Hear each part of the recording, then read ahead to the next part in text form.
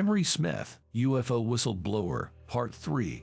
Here is the full interview of Emery Smith, former Air Force field medic, also known as the Black Project Whistleblower, alleges he worked in a deep underground biological facility located in the USA.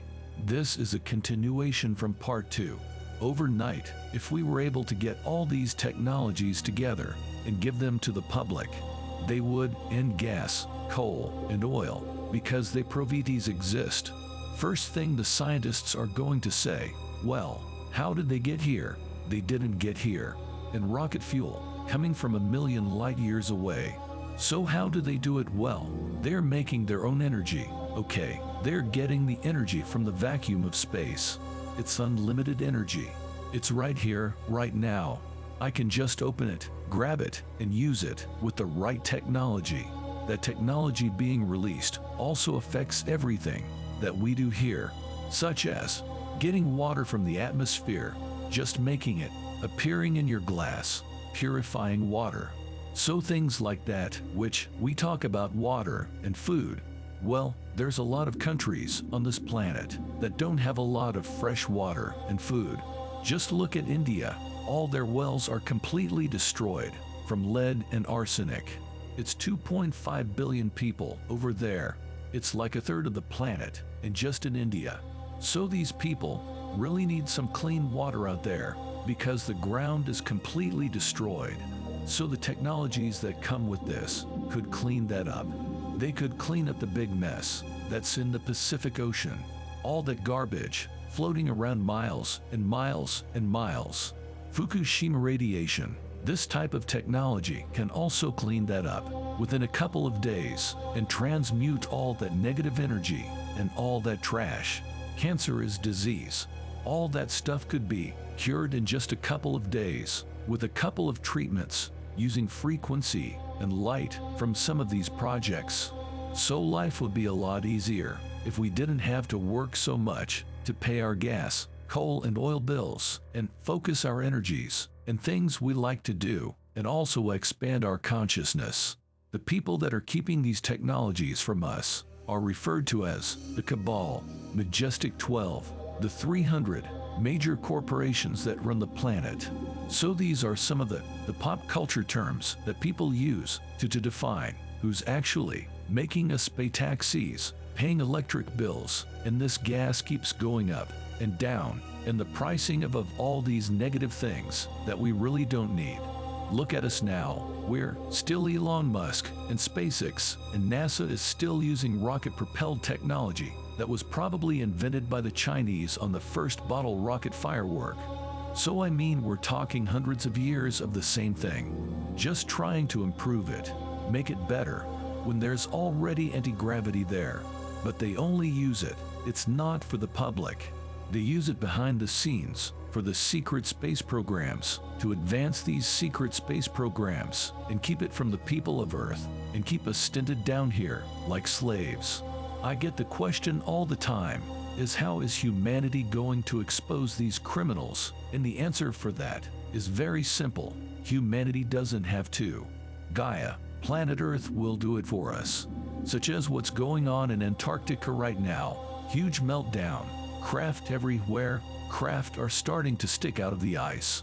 If it keeps warming up on Earth, they only got a year left before someone is going to see a craft a couple of miles long stand out of the ice. And there's a lot of private satellites out there now. I can order one right now, today, for under $1 million, just for me, with 4K cameras. I have these connections, and a lot of other people can get these things. Not that I have one, but what I'm getting at is, Gaia is going to be the one. It's not going to be one person. It's going to be a collective of many people from around the world. That whistleblowers and just people of the light that are going to come forward and share information and put their foot down when things are going to get rough, and keep standing back up after they get hit down, and keep moving forward, because that's the most important thing. And that's how everyone becomes a hero, when people speak out and support people that are speaking out for the world. And once this polar cap melts on both sides a little bit more, and all these civilizations start showing up out of nowhere, the government is going to have to end. The religious community is going to have to answer to these new findings. They're going to have to answer to the stuff that they found underneath the ice in Antarctica. They're going to have to answer to the city that they found under the Giza pyramids. They're going to have to answer to all these amazing things. Atlantis is off the coast of Cuba. Here it is, these amazing stories, but the media and everything just keep it hush-hush. Here in other countries, it's kind of a little bit easier to talk about these things, and the media kind of now and then reports on it, and then it gets kind of quieted down, and that's because the media is controlled by the cabal. So once that is severed, that's going to help humanity feel safer to step forward and to talk. Whistleblowers were coming out, but the government, for the most part, and the military, the US government, US military, are sick of what's going on. 90% of them are just tired of it. They have families, and they're sick too. A lot of these things are happening with a lot of extortion, a lot of mind control. The devices are being implemented, making people do crazy things. So this is bad because then it makes it feel like our leaders are not competent. So there's a lot of this going on right now to manipulate us as the normal people down here, separated from political and corporations. And we're just like, what is going on? We have the cures, we have the energy systems, we have all this, but it's not being implemented, it's being hidden, suppressed.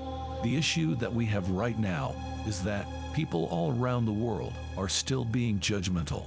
They're not being open-minded enough to say, and some of them can't help it. It's not their fault. Maybe some are getting mind controlled too, but we can't be sitting here on YouTube filming 13-year-olds chopping military soldiers' heads off and celebrating that, because that's a really kind of a low vibe consciousness. So until we learn to grow up, be more mature, and make the right decisions, everyone, including myself, that we have to at that time, then look at it from a conscious perspective, as a civilized opinion or perspective, and say we're not being like we were 10, 20, 30 years ago. We're not fighting anymore. We're not chopping each other's heads off. We're not fighting for gas, coal, and oil. And once people come together, and it might take some horrible natural disaster, as President Ronald Reagan once said, how funny it would be if we were attacked by an outside extraterrestrial threat, that all of our indifferences here on the planet would just fade away, because we all have to work together against a common threat. I mean, the president said that. So here we are thinking, well, there might be a natural disaster that wipes out half of the human beings on the planet, or Gaia might reach out and have a major earthquake and strike back because we're not treating her very well. Source, reposted and summarized from anomalian.com. My take, very interesting information here. Not sure what to make of Emery Smith yet. Stay tuned for more in part 4 of this series. Don't forget to sign up for our Patreon page. Members get early access to videos, ad-free, and you can see content you can't see anywhere else.